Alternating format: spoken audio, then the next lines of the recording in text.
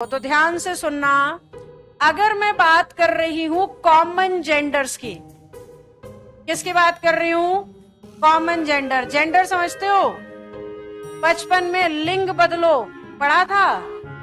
लिंग बदलो, वचन बदलो, लिंग बदलो हिंदी का टीचर पढ़ाता है। अब पता नहीं सिलेबस में होता है कि नहीं, बचपन में स्कूल में तो होता था। तो उसमें जेंडर चेंज इंग्लिश में, उस लिंग बदलो को इंग्लिश में कहते हैं जेंडर। और जेंडर इंग्लिश में ना 4 तरह के हैं, 2 नहीं है। कितने हैं? 4। हिंदी में तो 2 में ही काम चल जाता है, एक शब्द लेफ्ट में एक राइट में होता है, बात बन गई। लेकिन इंग्लिश में कितने जेंडर हैं? 4। ध्यान से सुनना। सबसे पहले को कहते हैं मस्क्यूलिन जेंडर, मेल्स के लिए। फेमिनिन जेंडर, फीमेल्स के लिए।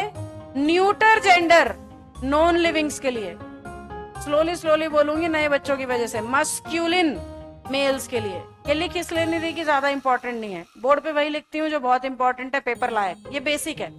तो masculine males, feminine female, neuter non living.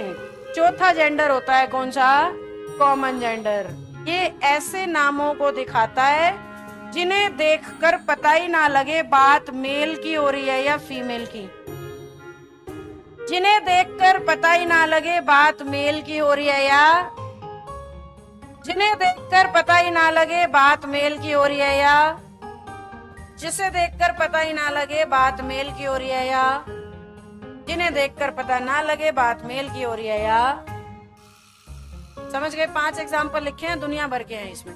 सारे प्रोफेशन कॉमन जेंडर हैं, चाहे वो शॉपकीपर है, चाहे वो आपका एडवोकेट है, चाहे कोई भी प्रोफेशन आपका है। आप प्रोफेशनल हो तो उसका आपका करियर का जो नाम है वो दोनों को दिखाएगा।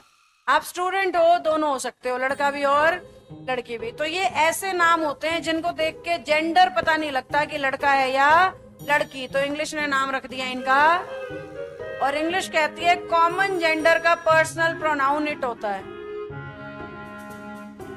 जैसे नेहा के लिए पर्सनल शी है, रोहन के लिए पर्सनल ही है, वैसे ही कॉमन जेंडर के लिए पर्सनल इट है। अब इसका निचोड़ देखो, लिविंग्स के लिए इट लग गया, जहां से हमारी बात शुरू हुई थी। क्या कहा था मैंने? लिविंग्स के लिए इट लगता है। मैंने आपको बता दिया कैसे लगता है, क्यों लगता है। आपका एग्जामिनर एरर के तौर पे क्या करेगा? डॉक्टर की बात करके ही लिख देगा, डॉक्टर की बात करके शी लिख देगा। तुम्हें कहना है जी इट होता है। जब तक बताया ना जाए main doctor, women doctor, mail doctor, female, जब तक बताया ना जाए, हमारे लिए डॉक्टर, टीचर, स्टूडेंट सब क्या है? इट है। क्या हम समझ गए? सभी समझ गए?